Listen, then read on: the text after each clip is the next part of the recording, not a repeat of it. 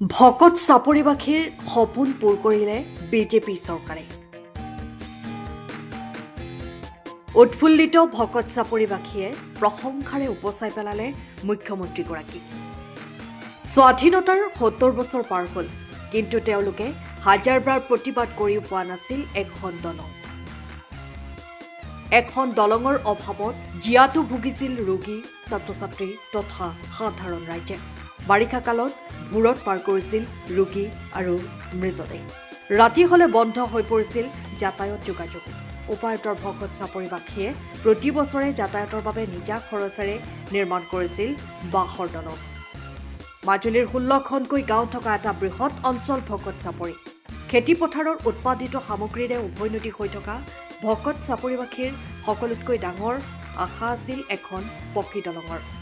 অৱশেষত বিজেপি চৰকাৰ শাসনলৈ অহাৰ পাছতেই মাজুলীৰ তেতিয়াৰ বিধায়ক তথা অসমৰ প্ৰাক্তন মুখ্যমন্ত্ৰী সৰ্বানন্দ সোণোৱালে 2018 চনতে নৈপৰীয়া ৰাইজৰ দুখ দুৰ্দশা বুজি নিৰ্মাণ কৰি দিছিল এখন কাঠৰ দলং। কিন্তু বানৰ তাণ্ডৱত কাঠৰ দলংখন নৈত উটি যোৱাত ভকত চাপৰিবাসীয়ে আশা কৰিছিল এখন পকী দলঙৰ। তাৰ পাছতেই ডক্টৰ হিমন্ত বিশ্ব শৰ্মাৰ নেতৃত্বাধীন চৰকাৰক ৰাইজে বিধায়কৰ যোগেদি অনুৰোধ জনাই এখন পকী দলঙৰ বাবে। বিধায়কে ৰাইজৰ কথামতেই ভকত চাপৰিক উপহাৰ দিয়ে এখনি সুন্দৰ পকী দলং। বৰ্তমান তীব্ৰ গতিত কাম কৰা দলংখন প্ৰায় আধা বছৰতে সম্পূৰ্ণ হৈছে 40% কাম। ভকত চাপৰিবাসীয়ে ধন্যবাদ জ্ঞাপন কৰে মুখ্যমন্ত্ৰী আৰু মাজুলীৰ বিধায়ক ভুৱন গামক। বনোৱাৰ কাৰণে আমি ভালেই পাইছোঁ বাৰু। মানে বিশেষকৈতো ভকত চাপৰি বাকীখিনি চবতকৈ অসুবিধা আমাৰ দলংখনহে এতিয়া হোৱাৰ কাৰণে আমাৰ তাৰ যিখিনি সমস্যা থাকে আপোনাৰ ডেলিভাৰী নিয়া, মইতো আশাকৰ্মী হয় বাৰু, ডেলিভাৰী নিয়াৰ ক্ষেত্ৰত আমি যিখিনি মানে ভুক্তভোগী হ'বলগীয়া হৈছে বাৰিষা সময়ত, সেইটো কাৰণেতো আমি বহুত সুখী হৈছোঁ। তাৰ কাৰণে আমি ভুৱন গাম ডাঙৰীয়াক অন্তৰৰ পৰা মানে ধন্যবাদ জনাইছোঁ আৰু মুখ্যমন্ত্ৰী ডাঙৰীয়াকো আমি অন্তৰৰ পৰা ধন্যবাদ জনাইছোঁ।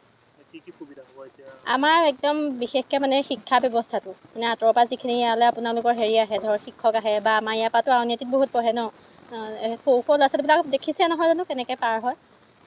সেইটো কাৰণে আমি বহুত মানে ভাল পাইছোঁ আৰু আমাৰ যিখিনি তাৰমানে ইয়াত উৎপাদন হোৱা সামগ্ৰীখিনি বাহিৰত আমাৰ বজাৰ ব্যৱস্থাটোৰ কাৰণে আমাৰ অসুবিধা হয়। বিশেষকৈ আমাৰ নিজৰে ফাৰ্ম আছে, কিন্তু আমাৰ মানে যিমানখিনি কষ্ট হয় সিমানখিনি তাৰমানে আমাৰ বেনিফিটটো পোৱা নাযায়। বিশেষকৈ যাতায়াতৰ সুবিধাৰ কাৰণে সময়মতে মানে উলিয়াই দিব পৰা নাযায় যে বজাৰত। সেইটো বহুত বছৰ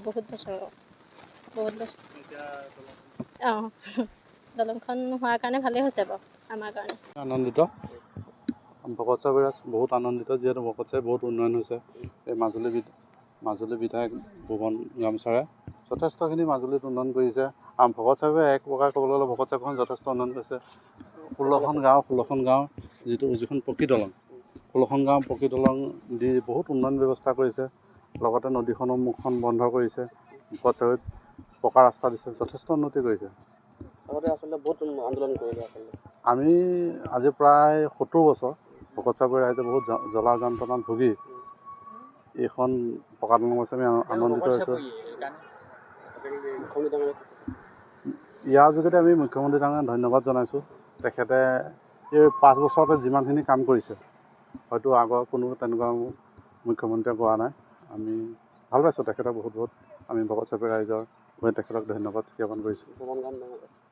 ভুৱন চাপৰিটো আমি হাজাৰবাৰ ধন্যবাদ জনাম আৰু আগন্তুক তেখেতে আমাৰ বিধায়ক হওক, আমি তাৰ কামনা কৰোঁ।